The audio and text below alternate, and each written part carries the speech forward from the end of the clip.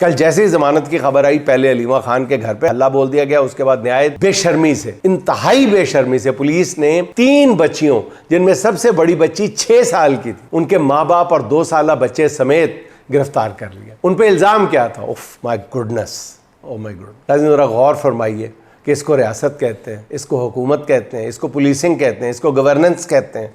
जरा गौर फरमाइए। पूरी दुनिया में किसी में जमहूरियत नवाज बंदे की बात नहीं कर रहा, कोई इंसान है बस जिसमें इंसानियत की रत्ती बराबर भी रमक मौजूद है, उसके सामने ये बात रखी जाए, उसका सर ये सुन के शर्म से झुक जाए। इल्ज़ाम क्या है इन बच्चों पे, छोटे छोटे मासूम बच्चों पे? इल्ज़ाम क्या है कि वो इमरान खान की ज़मानत मंजूर होने की खुशी में मिठाई बांट रहे थे।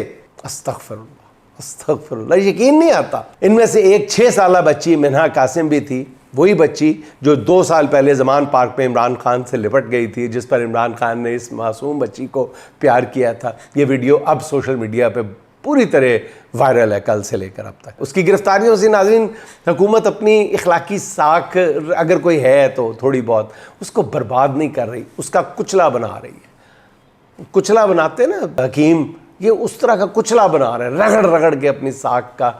अगर कोई है तो ये हुक्मरान, शायद उनका ख्याल था कि अंधी ताकत के इजहार को देखकर लोग सहम जाएंगे, डर जाएंगे, मगर इसके बरक्स जुल्म करने वाले थक कर आखिरी दिवालियापन की आखिरी हदों को पहुंच चुके हैं।